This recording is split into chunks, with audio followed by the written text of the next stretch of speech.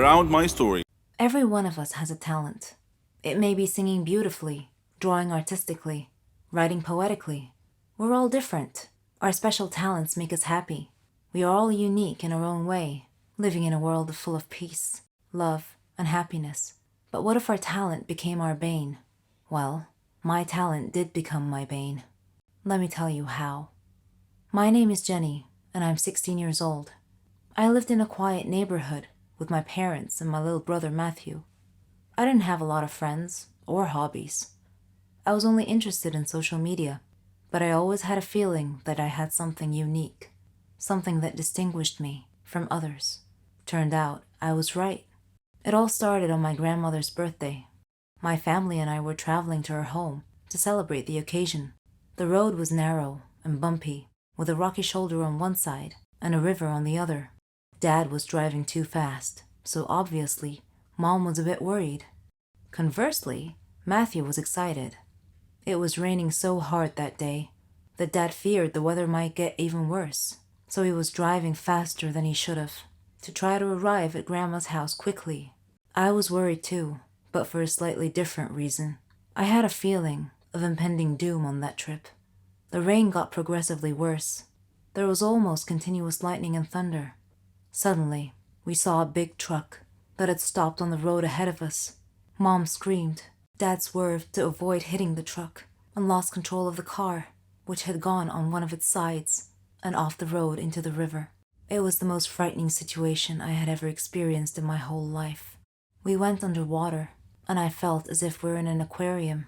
Dad was unconscious, and his forehead was bleeding. Mom was struggling, and Matthew was paralyzed with fear, his eyes tightly shut. Then, my vision went dark. When I woke up, I found myself in a hospital bed, with a team of doctors around me. When I asked them about my family, the look on their faces told me that I was the sole survivor of that horrible accident. Several days had passed since the accident. I was having trouble sleeping. The doctors gave me some sleeping pills. They even tried hypnosis to help me sleep. Grandma came to visit me. She was very sad. She said I could come live with her. My whole life was turned upside down in an instant. A police officer at the hospital was kind enough to drive Grandma and I to her home. After he dropped us off, something strange happened. In a fraction of a second, I had a vision, a momentary premonition that something bad was going to happen to him. I saw him trying to catch a thief, and suddenly crashing into another car. So I thanked him for the ride, and told him to take care of himself, to be very careful. He smiled, and said that he will. The very next day, as I was watching the news, I saw a report that that very same kind officer had died in a car crash, just like my premonition. Grandma was upset when I told her what had happened. I didn't tell her that I had foreseen his death, because I knew that she wouldn't believe me.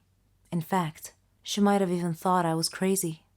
This strange turn of events happened again, with one of our neighbors, who visited us one day. She was a kind, lovely woman. I had a premonition that she would die in her kitchen due to a gas line explosion. I urged her to be careful with the cooking gas, because it could be so dangerous. But she just laughed and said that she loved cooking, and that there's nothing to fear. Grandma got a bit upset with me for making a big deal out of nothing.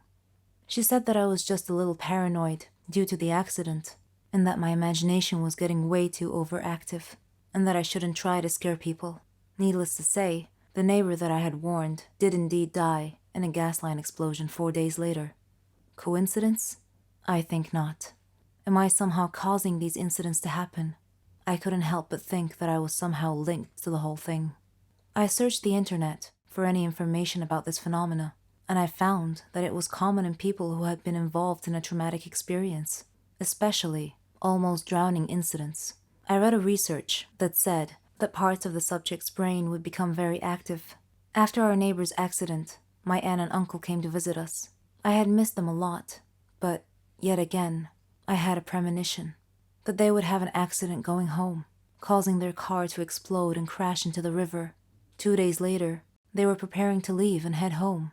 I begged them to stay one more night, but they said that they couldn't because they had work the next day. I told Grandma about my premonition, and she scolded me, told me to stop this nonsense. She thought it was my overactive imagination again. My uncle came in as Grandma was scolding me and asked me what was wrong. I wanted to say, "Nothing important, Uncle. Just premonitions of doom, that's all." But I didn't. I went to sleep instead and had a dream that Uncle was going to get run over by a car. Suddenly, I woke up to the sound of Uncle and Grandma's voices. They were talking about me, and it was raining outside. Uncle stood up and said that he had to get something from his car.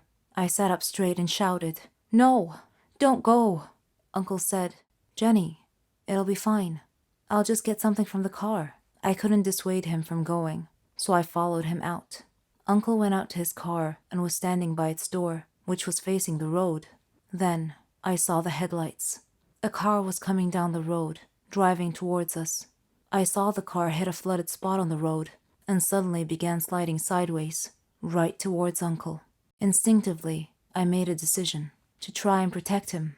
I had to at least try. I jumped in front of the swerving car. The driver saw me and tried to regain control. Suddenly, I felt a warm sunshine mysteriously coming down from the sky amidst the rain, and I felt calm and safe. And I had one final premonition before everything went dark. It all happened on my last holiday. It was a terrible experience. It was the worst holiday I have ever had. Me and my friend Renee, we decided to go to New Zealand. We were saving money for a very long time to go on this trip. It was our dream to go to the land of the Lord of the Rings. We had made reservations for flight at the end of July, and from that moment on, everything went wrong. It turned out that the flight was reserved for only one person, simply because a woman at the travel agency didn't understand us very well. I managed to reserve a flight, but a different one, so we couldn't go together. But I thought that it was not a big deal. My friend flew a few hours after me. I was going first. When I arrived at the airport, I was very happy because that meant that my holiday has just started and that nothing else could happen. And I was mistaken.